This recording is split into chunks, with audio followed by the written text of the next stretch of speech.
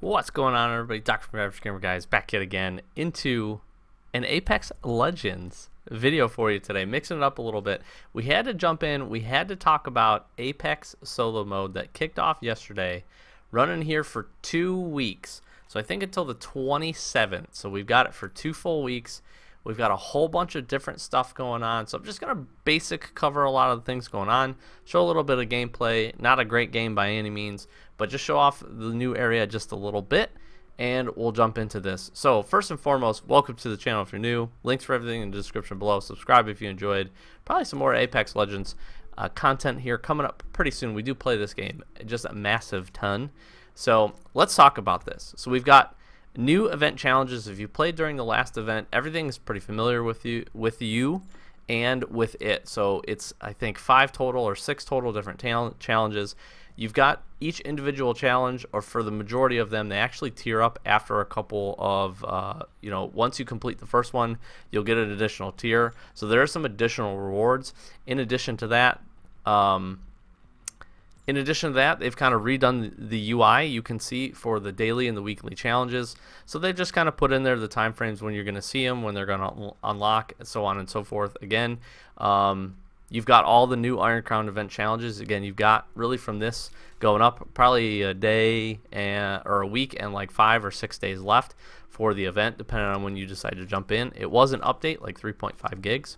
So with all that, there's a couple of new things. First of all, there's a new Iron Crown currency. Okay, that is an event shop. We'll jump over to that in just a minute. There are also new Iron Crown collection and Iron Crown event packs. That's what you're seeing right here.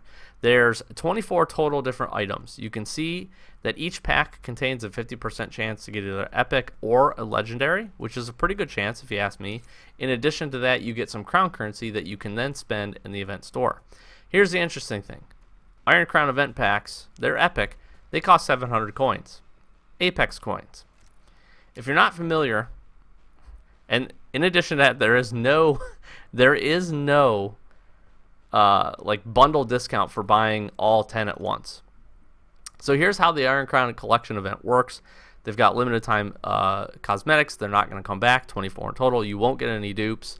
You can any extra packs that you get will actually give you 700 Apex coins back if you decide to open them. I thought that was kind of interesting. There is an event shop, which again you can use this new currency called the crowns. Unspent crowns at the end of this will actually turn into crafting material. So if nothing in the event store you enjoy, just play the game, earn some crowns, and then get some additional crafting materials. They go 1 for 1, which is actually not too bad. I think that was a really smart play. That way you don't have anything sitting over or left over, and it just will actually roll into a currency that you can use. And then there is a new heirloom set. So there's actually 25 total items. The only way to get this is to get all 24 items for the event, and then you have to spend an additional X amount of dollars or Apex coins, which I think equates to about $30 if I'm not mistaken, to be able to pick it up. I think it's 3,500 Apex coins, which is literally $35. Will get you Bloodhound's heirloom. Now, interestingly enough, if you don't end up picking it up, his heirloom will actually go into the standard Apex pack rotation, which you're guaranteed to get after 500 packs. You can get it before. You can get really lucky and get it before. However, with that being said, if you don't, it will go into, after this event, it will go into the regular Apex packs, so you do have a chance to pick it up. So we're just taking a look through some of the skins right now. Again, there's 12 epic, 12 legendary. Some of the skins, these are some of the best skins. So mad props to the art team on this. They did an awesome job. I thought this was a really neat event. It's very a la, Game of Thrones. This is obviously Cersei. So they've done some really cool stuff. We finally are getting some variation, especially with the legendary items. This R99 skin, not my cup of tea, but it is really cool. This War Machine Pathfinder skin is really cool. All this stuff is super different from its base skins. We're not just getting reskins or recolors. And it comes across a good variety of weapons that people really like. Obviously, new skins for each character, which is really cool. I'm a big fan of hers as well. So I think they did really good. Mirage's is like a pirate. His is a little stupid and goofy to me, but it fits with him. And honestly, they did a great job. I'm not as much a fan of the epic stuff, but some of the stuff in there is cool. I'm not a big fan of spending money to get banners and all that kind of stuff, but it is what it is.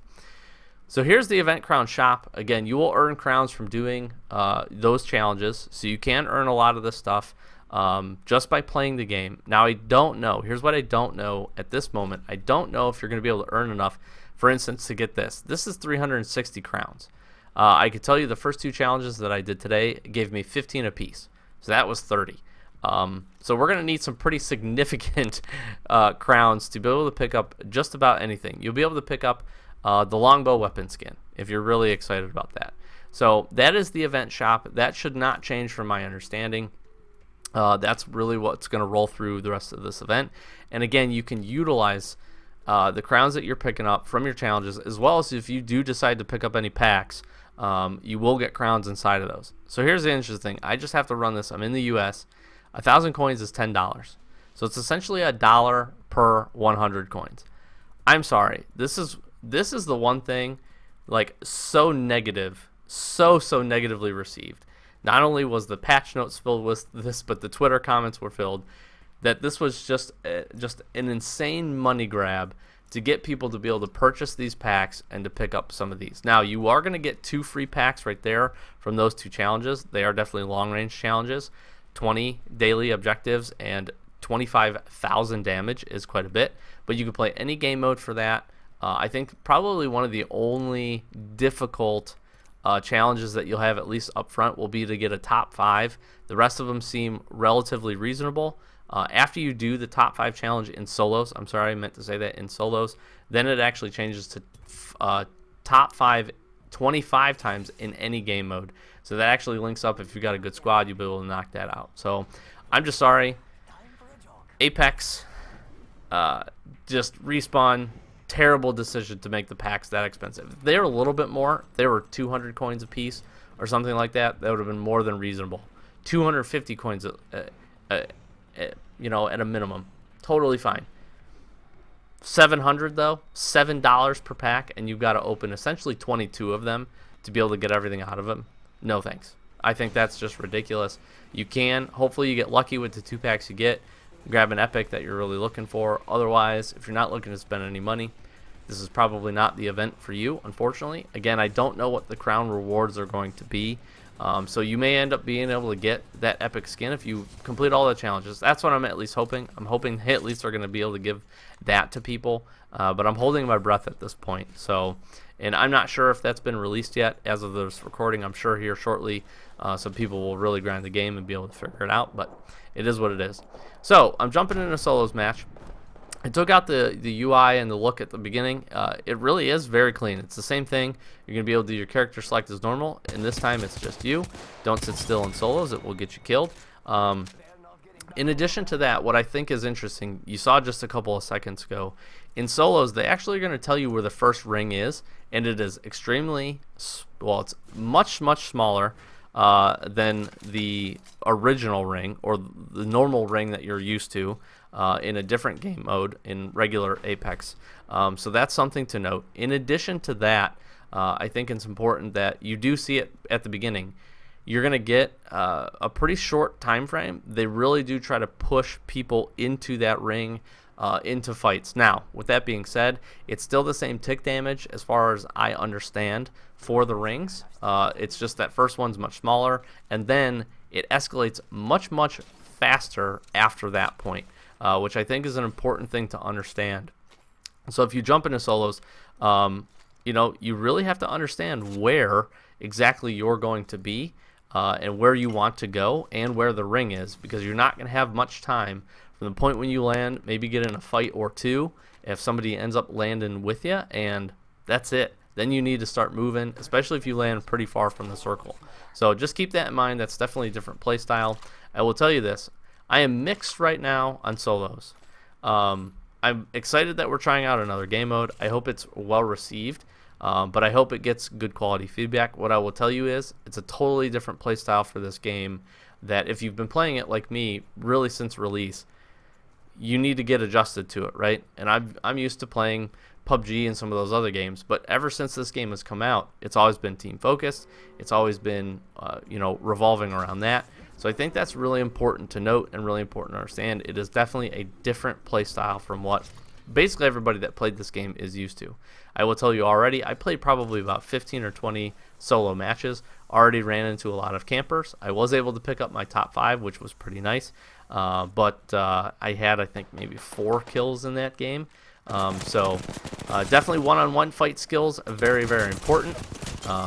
Purple armor is extremely important, and being able to hit your shots. Definitely be able to hit your shots. That goes without saying in a first-person shooter, but I think that's really, really interesting to be able to note. And you can see me here. I am doing a little hiding to be able to do a little bit of recovery. So the jury's out. I'm very curious what you guys think. Jump in solos. I know I'll be playing it, hopefully streaming a little bit maybe this weekend, playing either regular Apex or the solos mode. And so just stay tuned to the channel. Like I said, more tips and more things coming out, but I did want to cover the new event. I'm a fan of what they've got, just not a fan of the way they did it. It's unfortunately, hopefully the community's been very loud on this one. Hopefully they can learn from that mistake, and hopefully we can move forward with it. We've got one additional thing. I'll do, again, a little closeout here. Is just say, again, if you enjoyed this, make sure to like, comment, subscribe. Links, Twitter, Twitch, and Discord all down below. Here is one of the best things I think they've added as we close this out, is you get a death recap. You now are going to be able to see how you did damage, what you traded with for the person that ended up killing you, which is actually really cool. And a new summary screen as well. So hopefully you guys enjoyed. Dr. Mavericks Gamer, guys, as always, thank you so much for watching. We'll catch you in the next one. Peace.